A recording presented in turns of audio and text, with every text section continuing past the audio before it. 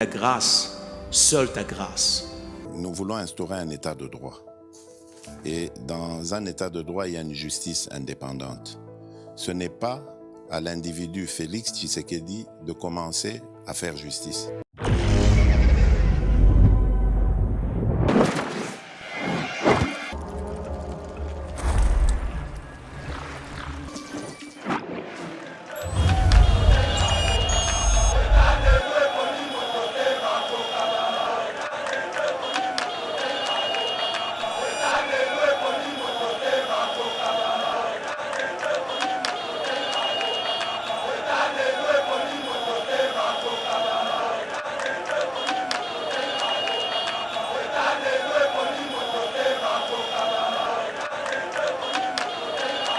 Salomon Escadé Lazanani. C'est le bras droit de Moïse Katumbi. C'est lui qui s'occupe de la mission de la mission sensible. Et ça, bisika oyo. Viens à biso wana musu ape menani. Nani? Wa mi massacre. Olivier Kamita. Akotate. Akotakate. Et ça, bisika fasika lo monenga gana kana. Akomate. Jacques Ndala akomate. Salomon Daza cerveau moteur. OK. Soit bakanga par exemple Ndala, je peux comprendre que Moïse Katumbi a collé kanaye. Mais tant bakangi bras droit na yo et qu'on continue voyage, tu te reproches de quelque chose. Ce qui est là qui surprise. Bakanga qui Salomo Kalunda, Katumbi Kalunda Zaki recherché, il allait pas voyager, Katumbi a voyagé. Il a fait c'est comme si Yena Salomo baye banité. Non, tu as la vidéo, tu as Salomo, Katumbi a zobé dans mupadi le coco zo kende boy. Pour c'est comme ça non, on a pas dire mais là pas accueilli à lobby et l'autre côté à côté dans l'avion. Bio-Ebs Cacao est un cacao en poudre de première qualité, mêlant l'utile à l'agréable, originaire d'Afrique. Les bio-cacao possèdent des propriétés médicinales et aphrodisiaques naturelles et puissantes. Un autre cacao n'est composé d'aucun arôme artificiel, d'aucun colorant ou de conservateur. Avec de l'eau chaude, de l'eau tiède ou du lait, profitez d'un tendre goût des cacao. Avec Bio-Ebs Cacao, vous êtes assuré de retrouver une capacité physique optimale. Un complément alimentaire conçu pour les hommes augmente la libido pour une santé sexuelle positive. 30 minutes après l'usage, vous avez des résultats positifs. C'est la première fois que j'ai goûté à un complément alimentaire sain, propre, bio, sans produits chimiques et sans aucun effet secondaire et qui fait des merveilles. Tout ce qui est écrit pour ce produit est vrai. Bien fait et pour le cœur et la morale, lutte contre l'hypertension et le diabète. En tant que médecin, je vous conseille d'utiliser. Et pour devenir distributeur, écrivez-nous sur gemsocietyone@gmail.com. Nous sommes en Europe.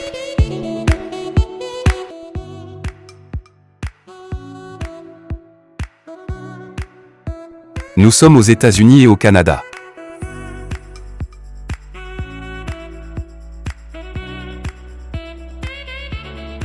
Nous sommes en Afrique.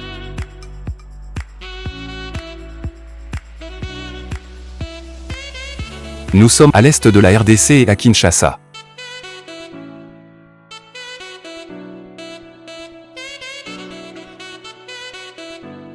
Vous pouvez passer votre commande en ligne sur notre site www.docteurmiracle.com.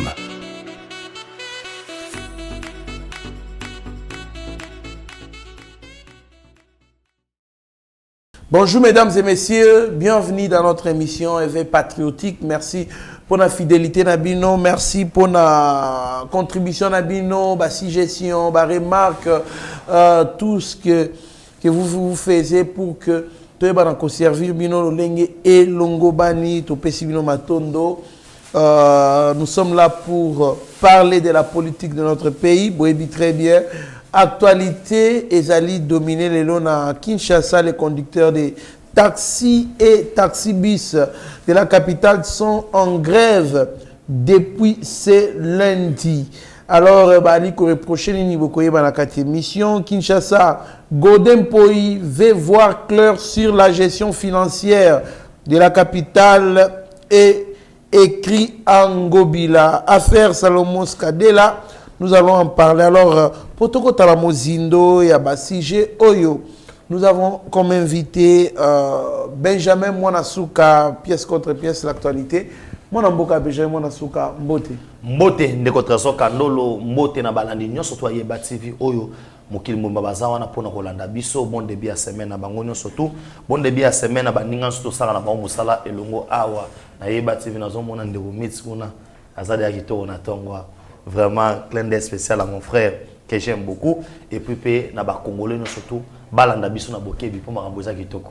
Merci beaucoup, nous avons Rabi Mokoko na réalisation peu montage secondé par Mike Chiswaka Nassima caméra, mon confrère Mitterrand est déjà présent dans ces studios. Kimo Mbayeba TV, DG Shadrach Lolo, pasteur Gili Bokwala, les chouchous des Congolais, Shagio Chudimesha, Abigail Kilungu, Héritier Ngashi, Pascaline Kassongon, tous ces mondes-là. Oyo Basalaka et Yeba TV et voilà qu'on servir bino. Joyeux anniversaire à Kevin Kalonji, longue vie à vous mon frère, soyez prospères à tous égards, que Dieu vous bénisse abondamment. Zambe Abakiselayo Oyo Nanozite Akokisa Posa ya motema na yo. Merci beaucoup. Moi Namboka Benjamin Mwanasuka, Kinshasa, les conducteurs de taxis et taxibus de la capitale sont en grève depuis ce lundi. Ils dénoncent les tracasseries routières qu'ils subissent de la part de la police. Mon amboka, Benjamin Mwanasuka lelo pour se déplacer, c'est tout un problème parce que chauffeur surtout il y a privé, taxi bis, bimi nanzelate, voire même ils attaquent leurs frères Misuso bimi na mituka. Que pensez-vous mon amboka? Balobi tracasserie les kimingi.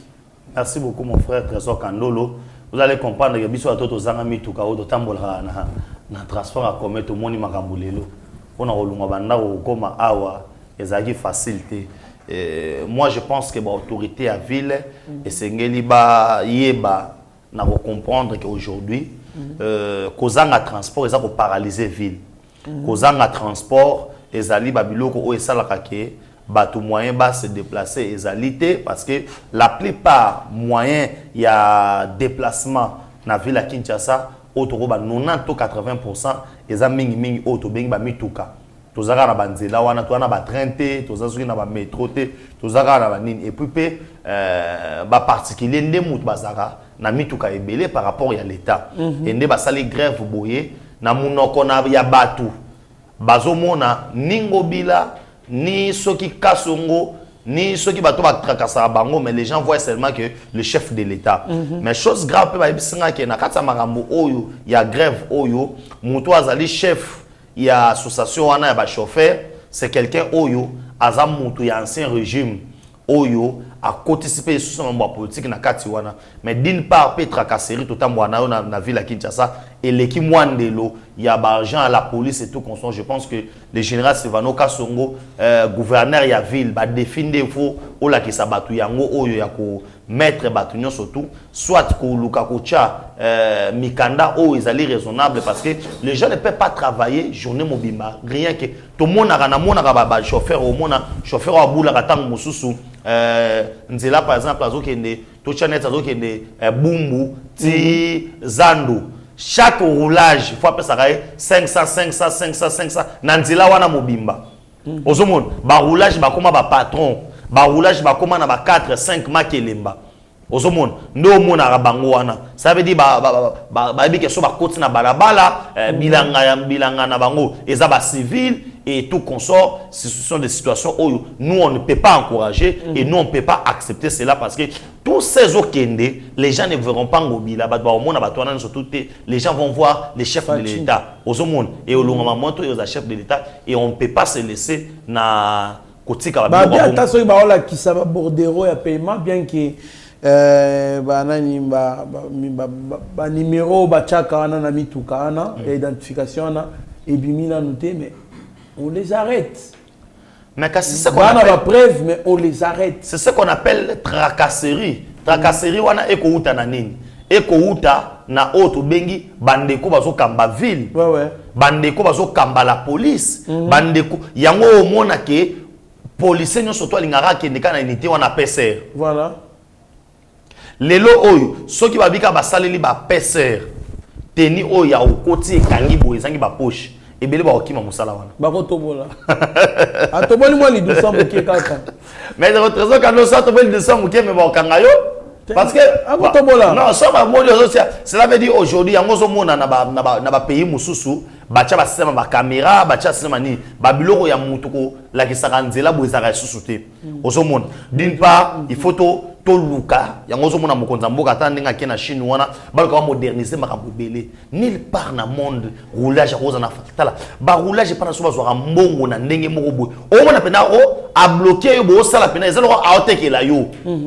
Et puis bayo ke la ngosonité akosenga pena chelo boko pena boy mais ngana lobela bango na esa boyo ke samboka soni vous pouvez aussi demander aux étrangers tout ça est là ah oui ngana lobela bango ke boyo ke samboka soni et puis 80% d'embouteillages on va créer ils savent créer les embouteillages parce que ceux qui bato dans embouteillage il va contrôler facilement les chauffeurs et puis à petit na yewana à cause le boko a fini 1000 francs a tchena poche ka bongo. Ceux qui ont été exatés, Congo n'y a pas de permis. Toi, on n'a pas permis. Pour pas permis, surtout déjà, ils sont sous validité. Ceux qui ont la question à ya Kalawana. Oh, mais ils ont validité, ils ont le passeport. Bah invalider en gros. Si ils ont un passeport, ils ont validité pour ça. Ils savent créer, création sur Guinée, doublement sur 4 bandes. Bazana ba terme awa, oyo basaba bike no awa to kozwa mbongo. Et avec ce genre, il y a batoboy, ba chauffeur ba olelaté comment? Ba chauffeur ba olelaté comment? Nde otraso kandolo carburant ko pai, tracasserie pe boy na boy. Et puis, et lo musupe photo lo ba ndona so ba chauffeur. Botambwisa mituka na ndenge sengeli na oki ba chauffeur bazolela o no bazo bloquer biso tozonga ba sens contraire et tout conso ba sens ligne de baloba ba sens contraire mais c'est dû aussi il n'y a pas de route tala Jantini Ngobila et tout ça c'est Jantini Ngobila c'est lui qui est censé koluka nini bangambo no soto et je me demande pourquoi tina suka boye l'assemblée provinciale bando protéger kaka Jantini Ngobila tala les conséquences les gens ont grévé les gens heureusement moi à l'université moi bis na bango ezali boy na boumé ça allait être grave ça allait être très grave étudiants quand même pas sauvé mais biso en particulier et puis 80% il y a ba congolais il y a ba kinois ba travail entreprise dans l'état té parce que obi conséquence na ngozali ba to moto ba tripler course na bango course wa no mana 2000 francs na ton million na 6000. Merci beaucoup, Mwana Mboka, Benjamin Mwana Souka. Toi, lui, conseil Jantini Ngobila, baye banako zongisa ordre na lombango parce que mon Mboka nde aliko fingama. Les gens ne voient pas Jantini Ngobila tant ba monaka boetema ba baby ça déjà conception makambu. Pona bango ba monaka Tshisekedi. On dirait Tshisekedi mutajiraka makambu ya transport. Donc nous voulons voir clair là-dessus dans le sens que Batika ko salaba tracasserie, mais les chauffeurs aussi, vous aussi mettez-vous en ordre. Bosomba, mikanda, bofuta, mikanda, bazali ko senga senga bino, parce que vous devez aussi être en ordre. Hein? En tout cas, bolukape boza la conforme na ba règle ya mboka et kozala bien makasi. Kinshasa, Godempoi veut voir clair sur la gestion financière de la capitale et écrit en Ngobila. Moi, je suis Benjamin Nasuka. Où est la récupération politique de Godempoi va gérer na Jantini Ngobila na même moral banda débit à mandat. Va gérer normalement. Vieux na habité. Wana boulot yelinga. Vieux Monique Jantini Ngobila oyo a géré ngai bouche B mandat mobimba parce que na on a mon côté Godempoi atikali kolobelo mo boneti ya ko condamner ko coincer na ni gouvernement ya Kinshasa te amoni ke to comme que na ba élection Vieux, il y a ça la récupération politique pour avoir un succès, à se racheter, Tony Mwanamboka. Merci beaucoup, Ndeko Trésor Kandolo. En termes de gestion, il y a ville à Kinshasa, beaucoup de gens ils ont eu à déplorer. En termes de autre temps que ville à Kinshasa, il y a quelques réalisations. Au monde que c'est le gouvernement central, au s'impliquer pour na ba projet wana même ba projet ça pena que non ville moko pena aza ko soutenir et ça moi problème na moi to yebisa yo awa il y a autre bengi ba nyongo il y a barrière il y a ba salaire il y a ba toi travailler dans hôtel de ville et ça soit ba 19 mois OK na bateau ba kombola la lisusuté ba kombola la lisusuté et le gouverneur de la ville de Kinshasa il faut to lo bango véritablement ndenge zali il s'est concentré plus na makamuna ye ya parti politique ACP que makambuya l'État. Or aujourd'hui qu'est-ce que les Congolais veulent? Au moins Kinshasa c'est le miroir ya ville ya Kinshasa. Je pense que l'autre n'a passé à Giliaza awa ba moke belé so OK et lo wali boso tango zo commencer l'aéroport. Tango komi wana eza ville, eza capitale.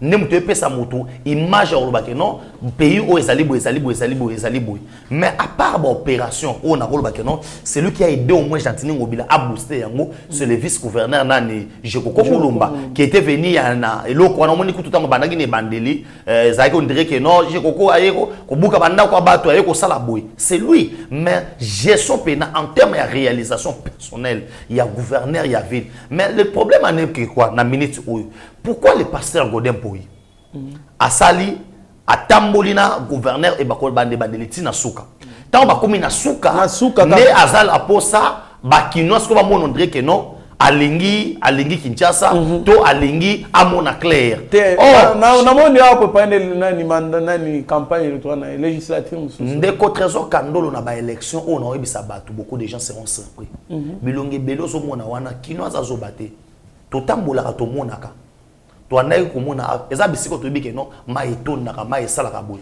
mais eza bisiko to bike non soki mbule sili elekaka mbala moko nous avons vu des histoires na gestion oyo ya Gentini Mbaka Ngobila moi j'avais dit soki muto alinga soutenir mokonza mboka alinga sala malamu pa ya mokonza mboka c'est faire bien à la population tant on sala bien lelo na population ezongela mokonza mboka bato bomona ke no ate fatia ko travailler malamu na likamboteli kini bopeto par exemple le gouverneur de la ville azwa autre bengi chance au pesa mela batni surtout c'est le président de la République ne mutoyaka awana bandal pour lancer misala kini bopeto ozomona c'était un programme où ezaki espoir pour Kinshasa ezonga na lolenge ezalaki mais il a échoué na blam et na olobake non échec wana balata yango na Godin Poyi ne peut pas se dédouaner na minute oyo na autre bengi gestion ville à Kinshasa parce que ils ont géré ville ya Kinshasa ensemble na gouverneur Gentini Ngobila à quelques mois il y avait l'élection ils ont géré lokola mutumo boyo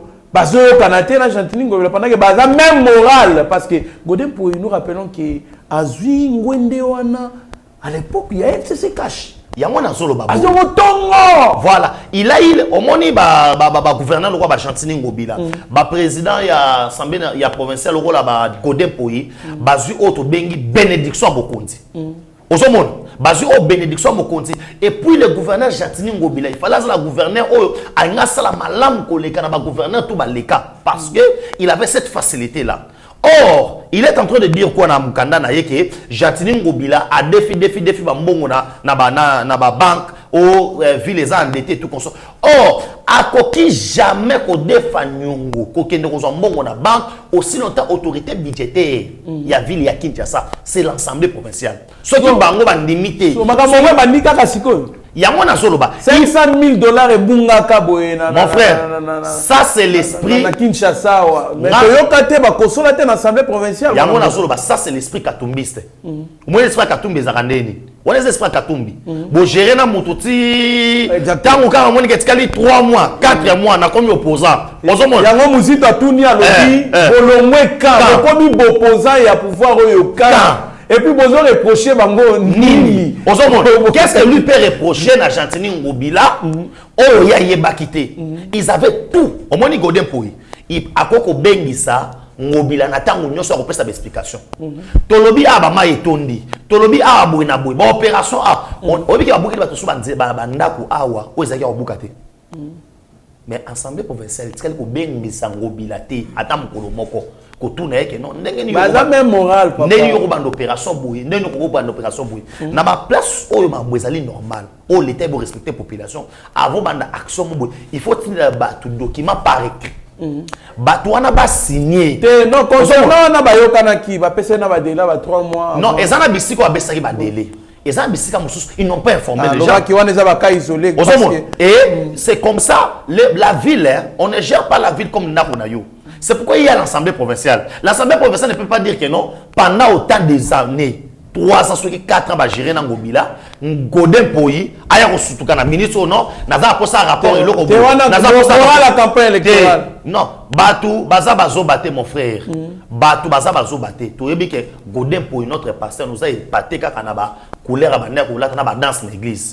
Vous comprenez? Côté qui t'aime, vraiment, tu es d'accord, on a mandat Oyo. C'est parmi les couronnés à voilà. Vous comprenez? On dit, tu autant non, bah, souffle, bah, l'attaka, bah, papa chéri. Tu autant, bah, Dolph Dominguez, bah, l'attaka. Vous comprenez? Tu autant, bah, rap, bah, avec Esther, bah, Kei, bah, papa, bah, Kei. Il y a continué à lignée, wana. Vous on a continué à lignée, on a ma forme pour ceux qui ont rouge vert esaïe. Vous comprenez? Côté on a pena mandat na ekuna eza normal, mais à ce qui concerne ville à Kinshasa, il ne peut pas se dédouaner na auto bengi bilan Gentini Mobila parce que ils étaient ensemble. Très bien moi na mboka, le problème maintenant c'est quoi?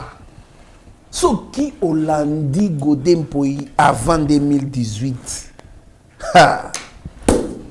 Via la kana maté na ko le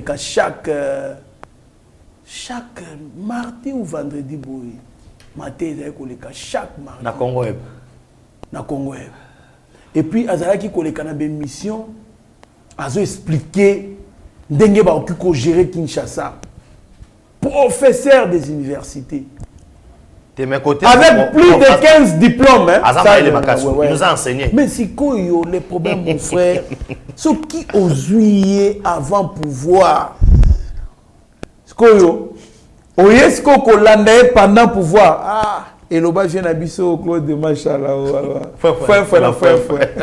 Frère. Donc, pasteur Godin Poyi, nous sommes très déçus de vous, parce qu'on n'attendait pas de vous ce que vous avez fait. Bisoto Zelaki, pasteur Godin Poyi, Azali Kolande, les locaux, nous sommes dans la ville province à Kinshasa.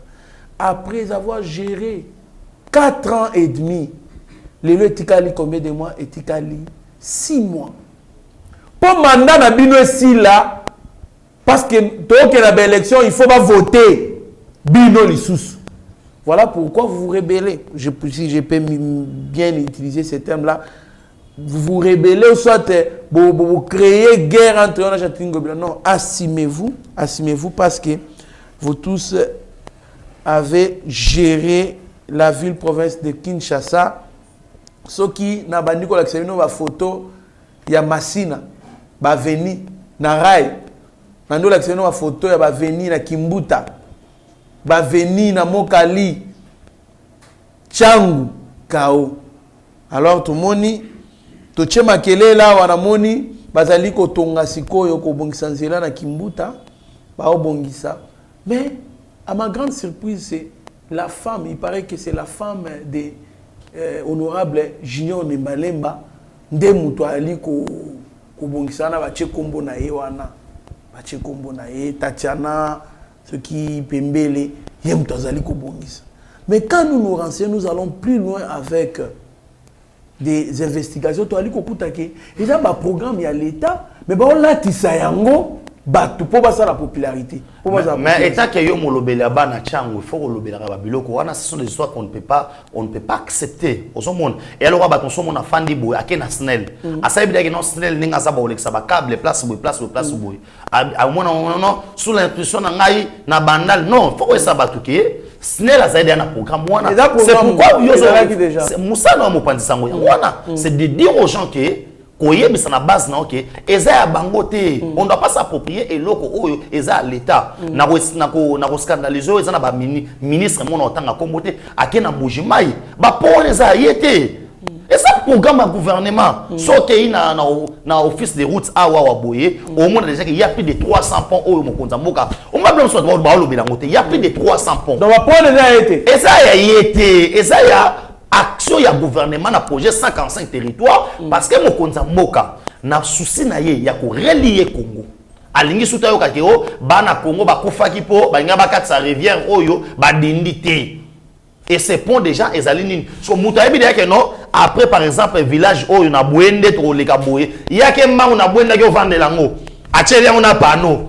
que non ngam na otila no ba po on doit arrêter ces histoires là yango na zo ebisa yo récupération politique. Les gens savent que Bamataba kita Fachi Robima président.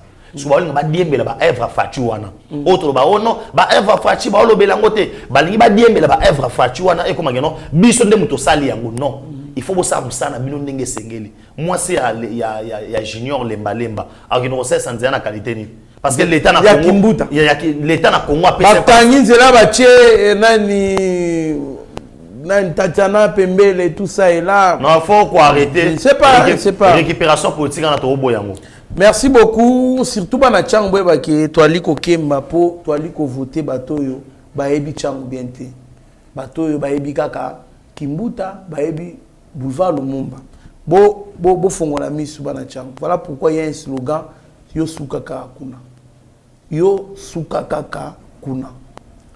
Et puis, na bende ora virgule. Aujourd'hui, il y a combien de députés élus na national, na na provincial, il y a district à Tchango. Sur 18, voilà. 8 ne banatif à Tchango. Yoka Siko. 10 bautara. Problème ce que ça l'énine. Il y a un sérieux problème à na kena maluku chaque jour. Cette histoire ya maluku, surtout fungoleli yango misouté, to bano multiplier ka bibeli. Combien on a moni ba ressortir ça à Tchango, ba tomboki. Ba ba ça le roi maluku ça na kata Tchango té. On maluku yé moi 85% superficiel avec la Kinshasa. Beaucoup de gens n'en parlent pas. Combien de députés à Tchango beaucoup ba fandi le ba que non, trop c'est trop Kabila ne peut pas détenir autant des hectares. Parce que Kabila a détenu ba hectares rebelle dans dépôt à Tchango na maluku. Il en fait quoi? Aujourd'hui, tu as un problème à la crise à Massango Boy. Mais ce qui est dans Maluku, au coup de ma belle vidité, et ça il y a général Boy, il y a Moutou Boy, il y a Moutou Boy. Baza ma belle on a nous surtout on a Bakangiango. Baza na moni. Baza produire nini. Il y a un sérieux problème, il y a insécurité dans niveau il y a Maluku na. Mais je n'ai pas vu. Naturellement comme on a tatene ba vient ba losa ba sembla nous les ressortissants des à ta déclaration moroté que non, nous les ressortissants de la Tchangu, tozolo ba que non, président Assemblée nationale, président Assemblée provinciale, boina boy. Et ça le roi que non, makamwane zako salama na libanda ya Tchangu. Et la population maintenant, na 2023, na décembre, vous allez encore donner auto bengi ba voix na bino na batu oyo ba s'occupera na ninité. C'est là où on appelle que biso monde tozomi boma. Ozomo il faut comprendre les lots que moutako pesa au polo, moutako pesa au chemise. C'est pour ça le roi banana il y a Kaluka. Hein? Bozo ba polo wana. Bo lata yango. Bo commission ba torchon. Ozomo, bo lia bango mbongo wana, mais bo voter bango te parce que bino ne bo souffrir. Et puis si la population congolaise tilelo to voter mutuka pona polo na pona mbongo yeba ke ozote ke la ende voix na ye. Voix na ozote ka yango. Et pendant 5 ans, on a droit à retour dans mon total parce que au te qui voit na yo. Mais si on vote mutu on peut ça qui a appelé ça sans faté. On a droit à réclamer pas na ye. Il y a un moment na et belba qui na vacances parlementaires faut tourner siko. Ba député lobi 18 wana, au lobi 10 baza ressortissant Tchangote, 8 baza 8 wana ba ki na vacances parlementaires na bango wapi. C'est ça le problème. Ba so na base ernin. C'est que so mutu moi banderole bana Tchango ya bino yeyo bino wana bokimi mbango. Mais non, on doit dire aussi à la population que mutuna mutupe par la responsabilité zana bato azo gouverner biso par responsabilité et pas biso ba gouvernant. Il faut tout le ça là que malasima tout ça la mayele. Merci beaucoup moi Mboka Benjamin moi Souka, je pense que oloni na terre moko fertile bana Tchango bayoki alors nous tendons vers la fin de notre émission Affaire Salomo Skadé la Mboka. Benjamin Nasuka Nantosoli no Magambote. Il paraît qu'il y a 150 textos et audio. Il y a une conversation entre eux na Wilingo Maya M23. Ndekotazo kandolo en face ya Fachi. Na bisa ko candidat malonga azate. So monata ba vena biso mo ba fomu pa ba fandi lelo à comprendre habiter. Dans un lot, on a reproché mon mobilité. En face de l'eau, il n'y a pas un candidat où il y a la face. Et les gens doivent comprendre aujourd'hui que Ebele Abatou est comploté contre ce régime. Tant que ça, il faut voter loi boy à 12h. Na 12h30 régime est payé. Les gens voyaient ça comme ça. Nathalie Lelo a visionné à 10 reprises. Vidéo et arrestation, il y a Salomon Kalonda. Je me dis ceci, toujours que Nengaï, Pasteur Gili, to Mitterrand, il y a tout qui est en rapport. Si on bloqué dans le moboy, je pense que Pasteur Gili na solidarité, nana ba bito voyager. Ba on ba to ko voyager. Il faut ba le kabayeba comment Benjamin Bakangi, comment je me rappelle photo que des voyages mon na Lubumbashi. Et ça que nous avons quitté, on a annulé ce voyage-là. Parce que mais comment Salomon Escadé Lazanani, c'est le bras droit de Moïse Katumbi. C'est lui qui s'occupe de la mission mission sensible. Et ça na bisika oyo. Vient na biso wana musu ape menani. Nani? O me massacre. Olivier Kamita. Akotate. Akotakate. Eza bisika fasika lo monenga gana kana akomate Jacques Ndala akomate Salomon Daza cerveau moteur. OK. So bakanga par exemple Ndala, je peux comprendre que Moïse Katumbi akoleka na ye. Mais tant bakangi bras droit na yo et qu'on continue voyage, tu te reproches de quelque chose. Les Congolais maintenant doivent comprendre ceci. Nakata ba garde oyo bazaki mukolo ya les 13, il y a les 20 na marche. D'abord, vous comprenez maintenant que les services de renseignement bazak très vigilants. Je salue bandeko bazo na ANR, bandeko bazo na Deniap, boza liswa mokonzi musala kitoko. Ça musamo ya makasi. Ils avaient déjà toutes les informations. Parce que nous avons vu les gens armés nakatia marche en opposition. Même Moïse était armé. Oui. Opposition il dépasse en opposition. Toké marche. Félix Tshisekedi na munduki. Mubaki na munduki. Jacques Chabani na munduki. Wana opposition ningini wana. Wana zaki groupe za armé oyo bana ko préparer attaque soki pe ningini. Wana ba ke bomana na bambila. Baye wana avec les armes. Et bakanga ki ba garçon na nusu na niveau de Niap. Tango bakangi bango bako sabatute. Il y a eu 3 convocations au ekendaki na résidence ya Salomon Kalonda à wana Kinshasa. Batinde 3 convocations aya na Niap qui viennent répondre. Il n'est pas venu. Il a fui sa résidence accueilli pour fan de Panani et pas Katumbi. Awa na funa en face Andolo. N'est pas Andor fan. Et bazeli bango batala bazongela na nzela nini. Soki ezalaki surprise. Bakanga ki Salomon Kalonda, Katumbi Kalonda Zaki recherché, il allait pas voyager, Katumbi a voyagé. Il a fait c'est comme si Yena Salomon baye banité. Non, t'as la vidéo tombe Bakanga Salomon, Katumbi zo ben na mupanzi le koko zo kende boye. Pour que c'est comme ça non ngabe wa odiembe la rapam accueilli à lobby l'autre côté à côté dans l'avion accueilli. Je proche déjà de quelque chose. Selon l'information. Où nous pouvons pas dire toute la vérité, il y a Makamundenge Zali. Bandeko bakanga qui ont dit que ba arme au bango bazaki nango muto apesaki bango Salomon. Or nous savons histoire ya ba Salomon muto apesaki bango munduki moko. Nous savons histoire ya ba mercenaire. Or monde est comme il est moderne. C'est pourquoi nous appelons ça ba conseil na ba nini. Kozwaka jamais photo mo otinda. Même si na zui téléphone nga oyo ndeko trésor kando na panzi yango na buki yango pe na boy. So bazongisi yango so batyon na ordinateur, il y a des programmes où il faut retracer nyonso. Tango batie téléphone ya oyo babengaka opposant bazolinga biso te postuler bazo sala ba loi pour na biso que les gens viennent encore parler parce que rendez-vous na biso na Salomon Kalonda ezali mukolo ya procès. Katumbi abima Congo ta ke des ambité awa to yebi eta ke Congo muto ko ke des ambia zate. Donc moi mboka lokana nous dérotazo kana muto ke des ambia zate. Maintenant quand on a commencé à relier maintenant les informations, c'est là on a découvert que il parlait avec Willy Ngoma, il parlait avec tous ces gens-là. Maintenant mon souci nangé salini, c'est que ils étaient pas venus ici pour la marche de rotation Kandolo. Ba ki pour la marche.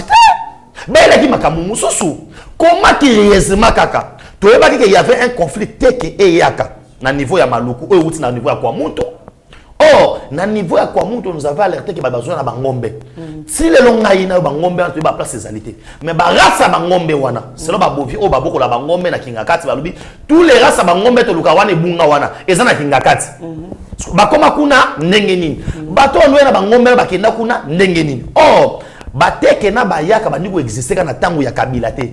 To na tango ya fatité. Ce sont des siècles où les teke cohabitent avec les yaka. Or, nous savons bien et bien que na ba moka na biso mundu qui a chasseur za calibre jamais au monde na hote batu ya village ba koma na ba lance roquette ba koma na ba mitraillette ba koma na ba mituka ba koma na ba arme automatique bazu yango wapi et na niveau ya bandundu si les armes ko uta soit et ko uta et passe un ancien président ou asaki na contrôle ba arme wana soit et ko uta sa ville parce que na mystique musu so ko sala ma place wana ezalité bakuta pe cache d'armes mon nani na maluku kuna dernièrement bakuta yango pembeni ya place nazali na minkao bakuta masasi ya sika ba caisse d'armes ya sika ils veulent faire quoi? Or les langages de ces gens-là élection balingo kendete bazo bloquer ba mso habito kende élection te ba mso lobi que non seni wana ba panza yango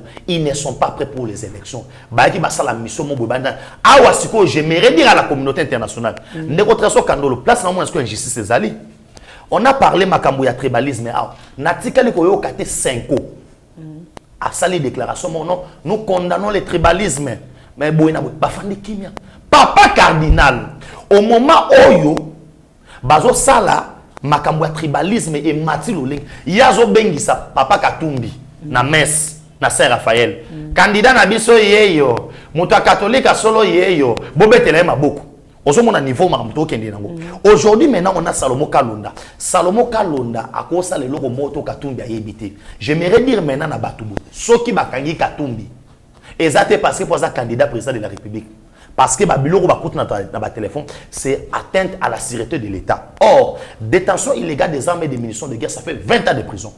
Il doit nous dire, la qualité de la Mindouki. Si c'est un citoyen belge, si c'est un citoyen belge, carte d'électeur,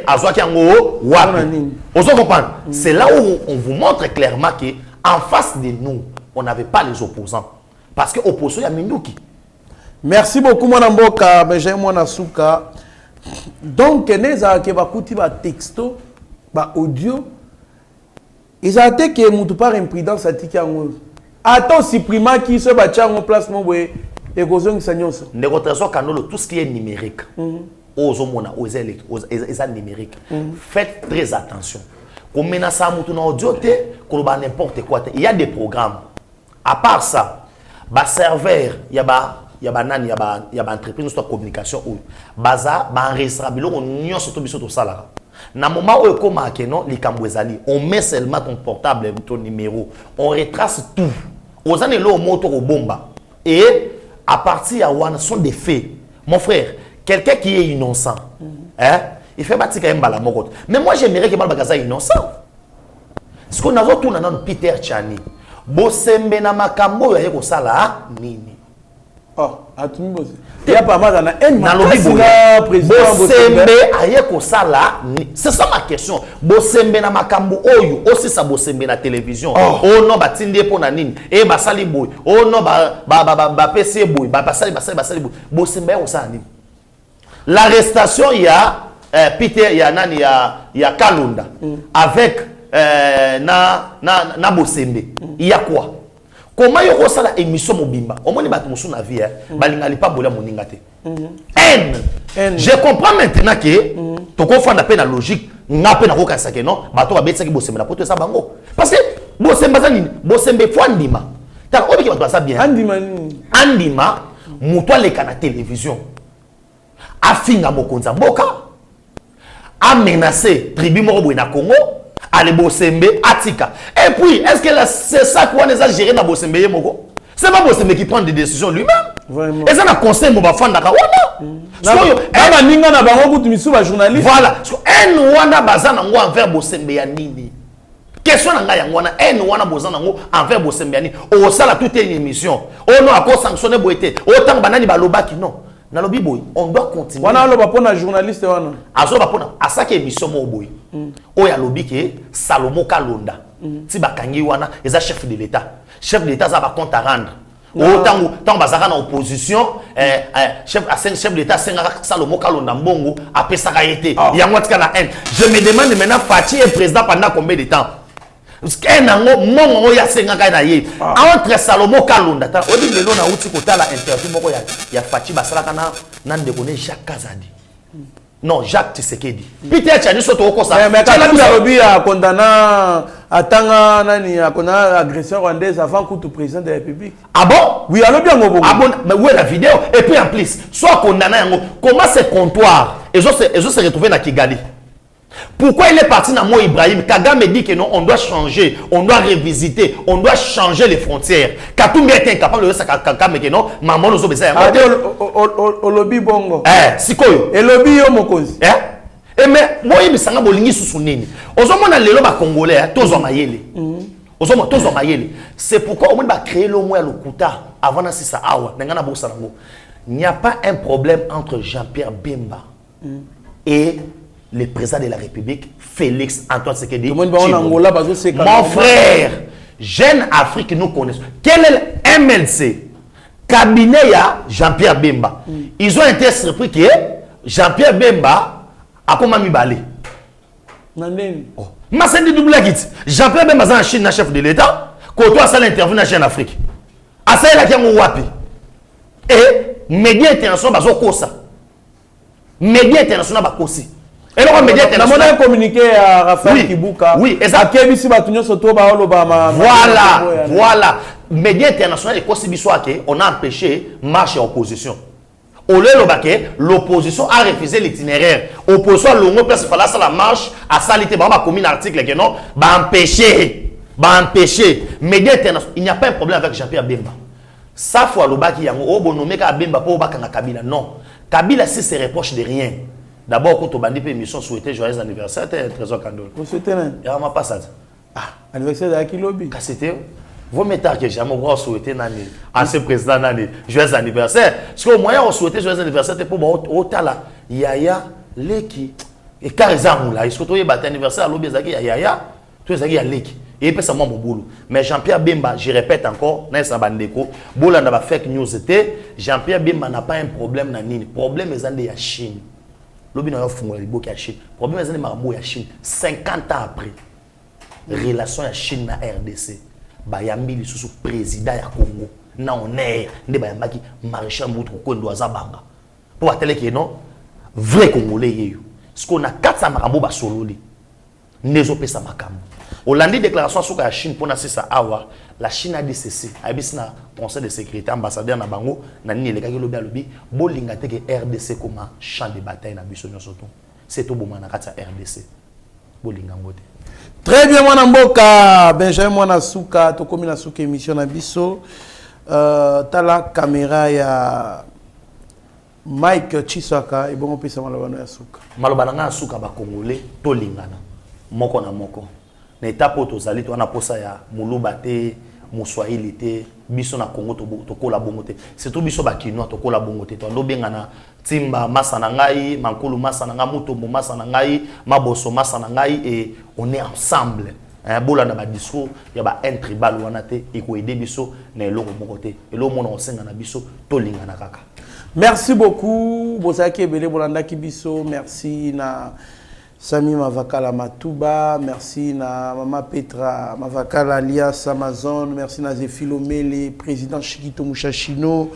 Merci na Maman Magui de Kongosi, merci na Bertoni Landou, merci na Franklin Semi, Bozali Ebele, Obolanda Abisso. Alors restez branchés sur notre chaîne, vous ne serez en aucun cas de mieux être. Maître de son silence qui est plutôt esclave de ses propres mots. Merci. Ta grâce, seule ta grâce. Nous voulons instaurer un état de droit. Et dans un état de droit, il y a une justice indépendante. Ce n'est pas à l'individu Félix Tshisekedi de commencer à faire justice.